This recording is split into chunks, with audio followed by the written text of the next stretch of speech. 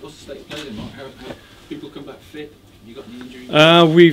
We've got mostly everybody back. Mam Diouf was walking into the building as I left her, funny enough, so I had a chance to speak to him, but by all accounts he's okay. We have to make a judgment on Mam just to see whether or not we feel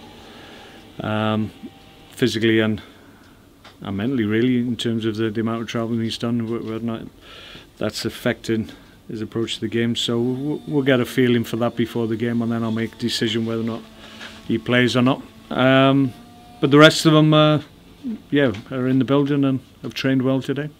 You might not have spoke to him, but I suppose you just look at their limping, don't you? Well, it is a little bit like that International Week, to be perfectly honest, but touch wood, we've been okay. We haven't really had any issues.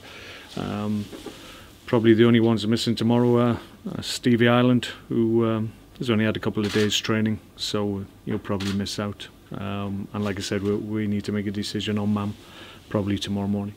Of course, you've got Saidi back. You've got some decisions to make, I'm guessing, haven't you, based on what happened as well at the Etihad?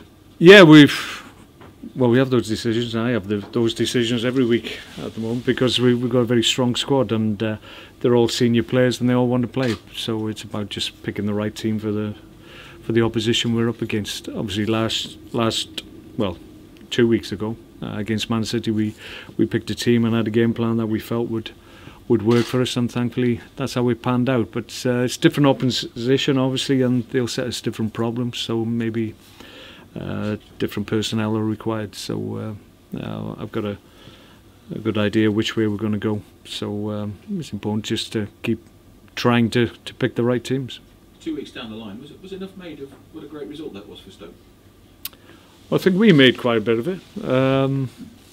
No, I think in fairness, I think most media outlets gave us the credit that we deserved, because on the day we were organised, we were resolute, and we had a threat as well, and we deserved the win. And in fairness, Man City were very gracious after the game, and the vast majority of them felt that we deserved the win on the day as well. So that's pleasing when you go to a club such as Man City and put in a good performance and you're able to come with maximum points.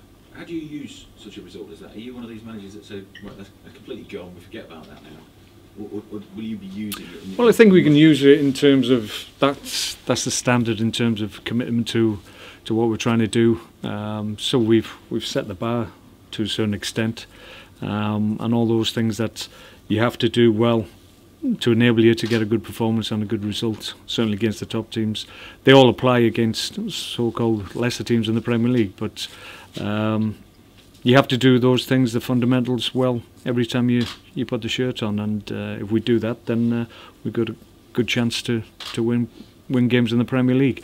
It's going to be difficult against Leicester. They'll set us different problems than Man City we're going to set us, so we need to be ready for that. But I think the fact our last home game was a little bit flat from our point of view. Obviously we had a lot of expectation before the game, and on the day Villa were the better team in terms of being able to execute their game plan. So I think we'll use that more as a motivation than possibly the Man City game in this one, because it's a case of once bitten, twice shy. So we want to make sure that we get maximum points tomorrow. Have you been more excited about a squad in your career than the one you've got right now? I think I've got lots of options, and there's a depth to the squad that is encouraging, because we all know it's a long, hard season and we're going to lose players, and we have lost players already. Obviously, Jeff Cameron has just gone under the knife, so we're without him, and we'll lose other players as well. So you need that strength in depth if you can, and I feel we've got that this year. We've got good options in key areas of the field as well. So we're very comfortable with the squad that we've got this year. Do you know your opposition manager well? I know him. I wouldn't say on a personal level. I've been in his company a number of occasions on FA courses and whatever, and played against him. He's obviously marked me as a centre half in the good old days, so I'm well aware of his presence, so to speak. So he's done a great job. In fairness, I mean, bringing them up, he was under a little bit of initial pressure, I think, when he first got the job, and that seemed to stick around for a while, but he's been able to get the job done and take Leicester into the Premier League, which was obviously his remit. So I'm sure he's enjoying every moment. They've started really well. Had a difficult start on paper, obviously with the quality of teams they were up against, but you have to say they've acquitted themselves exceptionally well. So they'll be coming here on high. I'm expecting a positive result. So it's up to us to make sure they're disappointed. Out of interest, who came out on top, do you think, over the career, you or him? Well, I would always say myself, wouldn't I? Because I'd always back me against anybody. So yeah, we had a few battles over the years, but I seem to recall him getting a League Cup final medal, and I ended up with a runners-up medal. So that was one of it. Not many disappointments that I had, but there you go. Yeah, it's your first Premier League meeting between the two clubs. Does that surprise you? Yeah, it does actually. Yeah, I wasn't aware of that. So yeah, it's a big game for both clubs, I think, given the fact that we're coming off the back of a great performance and a great performance in terms of how we committed to what we were trying to do, and Leicester obviously in good form. So there's two very accomplished teams going head to head. So the fact that it's the first time in the Premier League adds a little bit of spice, I would suggest. I'll just ask you my two Sky questions. Right, here we go. Because I know you like it. Yeah. First one, Sepp Blatter talking about using the fourth official replaying incidents on a monitor. What do you think about the use of that? Difficult. I think we're all wary of introducing technology if it stops the flow of the game.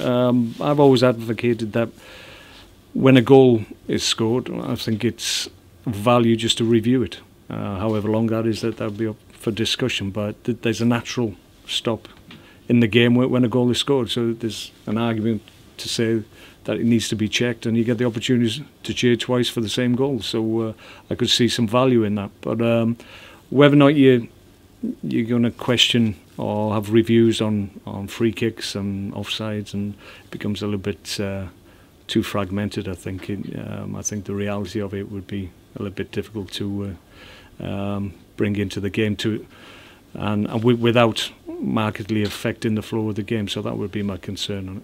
And finally, what's your favourite Ryder Cup moment? Favourite Ryder Cup moment? Well, I actually remember listening to it. I can't remember which one it was, but we had a long trip back on a coach from Sunderland in my early Chelsea days, and actually, if you listen to the Ryder Cup on the radio, it's really exciting, believe it or not. So we had about 5-6 hours of listening to the Ryder Cup being won on American soil, I seem to recall, and by the time I go home, the highlights were on TV, so I had the best of both worlds. So I remember that. I also had the pleasure of having a round of golf with Corey Pavin when he was captain of the Ryder Cup, and we had a round of golf at the Celtic Manor. I think he was trying to get a few tips, not from me obviously, but tips in terms of where you need to hit the ball on the course. So I was just an irritation on the day, but it was a great experience. So good memory. You didn't get better of him then? No, absolutely not. Absolutely not. He does practice more than me, though. Mark, in a sense, did the international break come at a bad time for you, interrupting the flow of a great result? Yeah, you can say that. But obviously, the breaks are in the season. You know they're coming. You have to make the best of it. The best way to go into an international break is with a positive result. It's a lot easier to take when you've played well and got maximum points, and then everybody goes away in good heart. It's slightly different if you have a poor performance and you get beaten, and then all of a sudden people are flying all over the world and you have no time to review what went on or address some of the issues that the game brought up. So we had the better of that, obviously, this time, having won at Man City. But I think this time of the year, I think I said it before the break, that it's a little bit frustrating for everybody because it's a little bit fragmented at the moment. The season needs to get up and running, and at the moment we're 2, 3, 4 games into the season, and we're having international breaks. We'll have 3 or 4 more games, and then there's another one. So it's a bit fragmented at the moment. I was interviewing Dennis Smith the other day, and he was saying the sort of feel-good factor around the place reminds him of the 70s and Jimmy Greenoff and all that stuff. Is he getting carried away? Is he feeling eager? Well, we're pleased when we see the old players saying those things, because it's I think there's a sense that people are encouraged by what's happening at the moment, and that's right across the board, from fans, ex-players, everybody in the club as well. But still early days. We've got a lot of work to do to really establish ourselves as we want to do in the top half of the Premier League. So we're encouraged by where we are at the moment, but we need to continue in the same vein. And we do that, then we'll keep on encouraging people. Mark, I was going to ask, is Boyan all right? So I know he had that rib injury, and then he was. Stevie Ireland had a rib injury as well. Yeah, you're right. Yeah, Bojan's was a rib as well. But he didn't come off the bench, did he, against City? It was unused. So I wondered if no, he was. That was more how the game was panning out, so he didn't get the opportunity. But no, he's fine. He's trained all week, so he's okay. All done? Oh, just one question. Sorry. Yeah, you got an excellent record against Leicester. You've never been beaten by them. You've won every game against Leicester, in fact. I think when you were Blackburn manager, you beat Leicester to get to the FA Cup final back in 2005. Yeah, you're probably right. Semi-final, I think. It's a different Leicester side, much stronger Leicester side. Well, we played them last year, and obviously they were flying in the Championship at that time. On the day, we have to say, I think it was 2-1, I think the result, but I think we were quite comfortable in the game. It'd be a little bit different, I think, tomorrow. They obviously made a few changes. I don't think their priority was the cup game last year, and I think they were probably quite pleased when they went out of the competition to us. So that won't be the attitude that they will bring tomorrow. So we've got to be mindful of that and make sure we don't get caught out. We're looking forward to the game because we disappointed ourselves and a lot of people last time out against Villa, so we want to put that right. As I said earlier, we're more focused on really what happened in the Villa game rather than what's happened in the Man City game since, because the Villa game was a disappointment and we want to put that right. Okay.